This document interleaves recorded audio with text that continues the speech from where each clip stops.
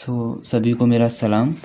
आप सबसे कहना चाहूँगा कि जो 12th क्लास के बच्चे हैं, अभी 11th का एग्ज़ाम दे के आए हैं 2021 में, तो अब जो 12th में आएंगे 2022 में 12th का एग्ज़ाम देंगे, उनके लिए मैं कोर्स स्टार्ट कर रहा हूँ उनका सिलेबस कंप्लीट कराने के लिए। तो सबसे पहले मैं ज्योग्राफ़ी पढ़ाऊँगा। अभी जो इससे पहले मैंने एक छोटी सी परिभाषा दी थी ज्योग्राफ़ी की, भूगोल किसे कहते हैं, उसका एग्जाम्पल इससे पहले वाला वीडियो है। अभी मैं इसमें हमारा ज्योग्राफ़ी का जो फर्स्ट चैप्टर है, मानव भूगोल एवं विषय क्षेत्र, इसको स्टार्ट करूँगा। ठीक है, तो मैं बिना टाइम वेस्ट किए स्टार्ट करता हूँ। तो हम पहले छोटी सी जानकारी ले लेते हैं भूगोल। ठीक है, भूगोल के बारे में। तो ये जो हमारा शब्द है भूगोल, ये विषय जो है, ये विषय आया कहाँ से? तो इस विषय को जो लेकर आए थे, वो लेकर आए थे यूनानी वेता। ठीक, ग्रीक या यूनानी वेता। इस विषय को, भूगोल जो विषय है, इस विषय को ग्रीक या यूनानी वेता लेकर आए। पहला पॉइंट ये हो गया। ठीक, और मैं इससे पहले वाले वीडियो में बता चुका हूँ कि भूगोल जो शब्द है, दो ग्रीक शब्दों को मिला के बना है, जियो प्लस ग्राफी। जियो का अर्थ मैंने बताया था, जियो का अर्थ होता है पृथ्वी, ग्राफी का अर्थ होता है वर्णन करना, यानी कि पृथ्वी का वर्णन करना। भूगोल जो शब्द है, ज्योग्राफी जो शब्द है, इसका मतलब है, इसका जो अर्थ है, इसका अर्थ है कि पृथ्वी का वर्णन करना। ठीक, मैं ये बता चुका हूँ, भूगोल की परिभाषा मैं बता चुका हूँ। छोटी सी वीडियो आप चाहें तो देख सकते हैं। और मैं अब बताऊँगा कि भूगोल शब्द जो है, ये जो एक तो विषय है, भूगोल शब्द विषय जो है, ये लेके आए थे यूनानी या ग्रीक वेत्ता। अब ये जो भूगोल शब्द है, ये जो भूगोल शब्द है, इसको लेकर आए थे, यानी कि पहला दूसरा पॉइंट लिखिए, भूगोल शब्द जो लेकर आए थे उनका नाम था इरेटोस्थेनिज।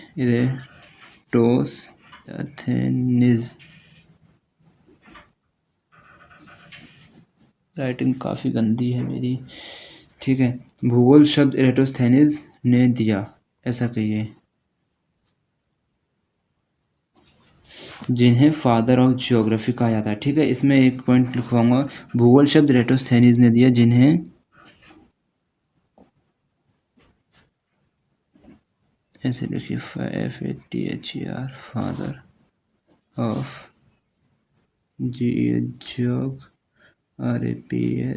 ज्योग्राफी कहा जाता है।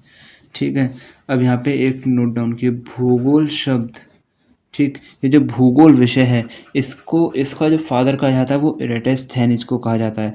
और हमने 11th क्लास में पढ़ चुके हैं कि भूगोल की दो शाखाएं होती हैं।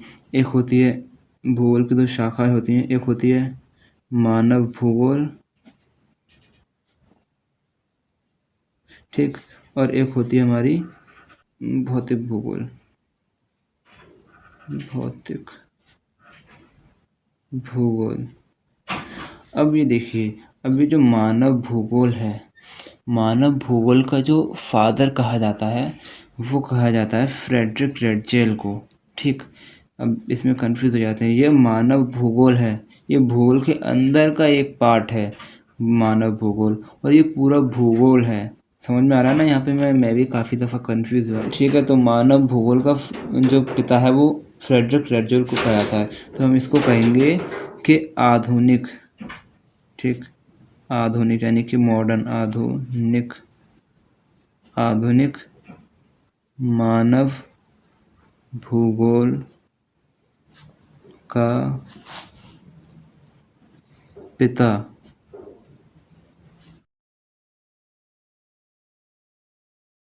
Frederick Ratzel.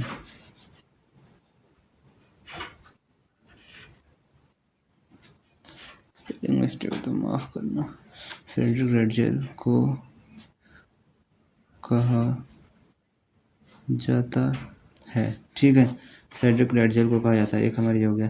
अब क्यों कहा जाता है इनको मानव भूगोल का जनक क्यों कहता है?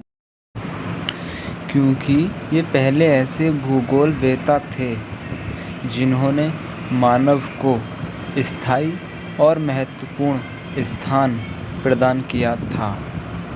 यानी कि जो हमारे फ्रेडरिक रेडजेल सर जो थे, ये पहले ऐसे भूगोलवेत्ता थे जिन्होंने भूगोल मतलब कि भूगोल का अध्ययन करने में, जो हमारी भूगोल जो विषय है उसका अध्ययन करने में मानव को स्थायी और इम्पोर्टेंट यानी कि महत्वपूर्ण स्थान प्रदान किया था। ठीक है, इसलिए इन्हें मानव भूगोल का पिता कहा जाता है, मानव भूगोल का। ठीक है, मैं लिख देता हूँ, ज़रा एक सेकंड रुकिए।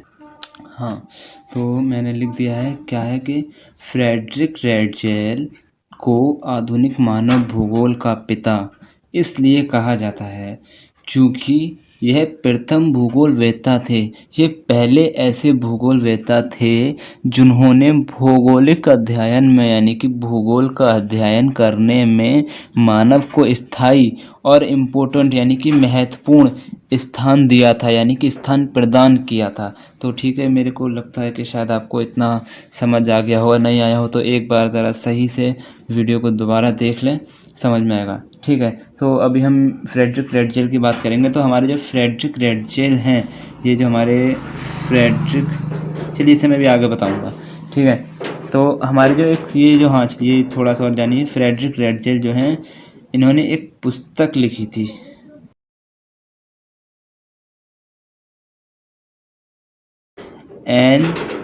एंथ्रोपोजियोग्राफी जी। इसमें इन्होंने एक परिभाषा दी थी, वो मैं परिभाषा पहले लिख देता हूँ फिर आपको समझाता हूँ।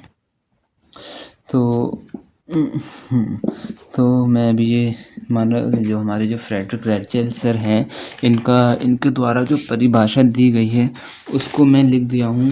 इनकी जो पुस्तक है एंथ्रोपोजियोग्राफी, इसके द्वारा इन्होंने कहा है, तो मैं इसको समझाऊंगा कि मानव भूगोल, इन्होंने कहा कि जो मानव भूगोल है, जो सब्जेक्ट है मानव भूगोल, जो विषय है मानव भूगोल, मानव समाज यानी कि जो मानव का समाज है और धरातल के बीच, मानव का समाज और धरातल के बीच, इन दोनों के बीच, मानव और धरातल के बीच के का जो मानव और धरातल के बीच का जो संबंध है, यानी कि जो संश्लेषित जो उसका संबंध है, उसके जो बीच का संबंध है, उसका संश्लेषित अध्ययन है, उसका जो मिक्स अध्ययन है, मतलब कि इन दोनों के बीच में जो काम होता है उसका अध्ययन किया जाता है मानव भूगोल में। ठीक है, इसको ज़रा एक बार सही से पढ़ें।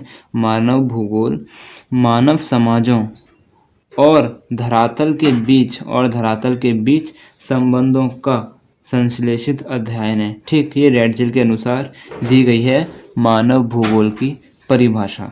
ठीक है, अभी मैं ये बताऊंगा कि ये कहाँ के थे, एक बाद में एक पूरा नोट करवा दूंगा कौन कहाँ का है, तो इससे क्रम से अच्छा रहेगा। ठीक है, अब ये जो हमारे जो फ्रेडरिक रेडजेल हैं, ये इनकी एक शिष्य थी, यानी कि इनकी एक वो थी स्टूडेंट्स, एलन सी सैम्पल। तो हम इनको सैम्पल कहते हैं, वैसे आप एलन सैम्पल करेंगे। इनके द्वारा भी एक परिभाषा दी गई है, मैं पहले लिख देता हूँ फिर बताता हूँ आपको। हाँ, तो मैं लिख दिया हूँ एलन सैम्पल, ये स्टूडेंट्स थी रेडजेल की। ठीक है, तो इन्होंने मानव भूगोल की परिभाषा दी है।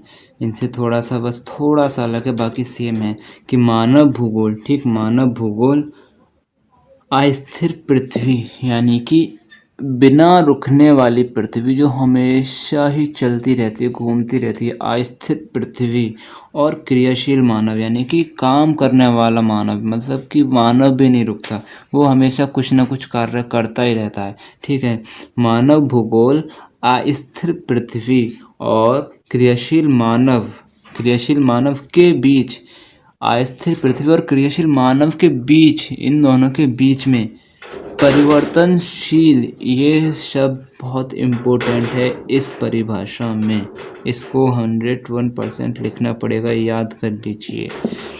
परिवर्तनशील संबंधों का अध्ययन है। ठीक, इनकी परिभाषा है कि मानव भूगोल अस्थिर पृथ्वी और क्रियाशील मानव के बीच परिवर्तनशील संबंधों का अध्ययन है। इसको ज़रा अब दिमाग से सोच के एक बार पढ़िए, 2 बार पढ़िए, 3 बार पढ़िए, याद हो जाएगा, रट्टा नहीं लगेगा, बहुत आसानी से याद हो जाएगा। इस कॉन्सेप्ट को समझिए, बिल्कुल भी दिमाग में कुछ मत रखिए, सिर्फ़ और सिर्फ परिभाषा को दिमाग में घुमाइए और परिभाषा खट से याद हो जाएगा। इतना आसान परिभाषा है। अब एक और थे, विद्वान तो बहुत थे लेकिन इन 3 का इम्पोर्टेंट है। एक थे विडाल डी ला ब्लास, इनका परिभाषा लिखता हूँ फिर आपको समझाता हूँ।